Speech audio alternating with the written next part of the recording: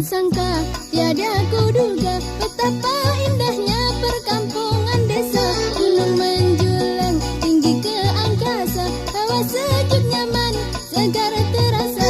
Muda-mudinya tekun beribadah, serta rajin pula kerja di sawah. Betapa kehidupan sederhana, namun merasa nikmat berbahagia. Rasanya ku ingin tinggal di sana.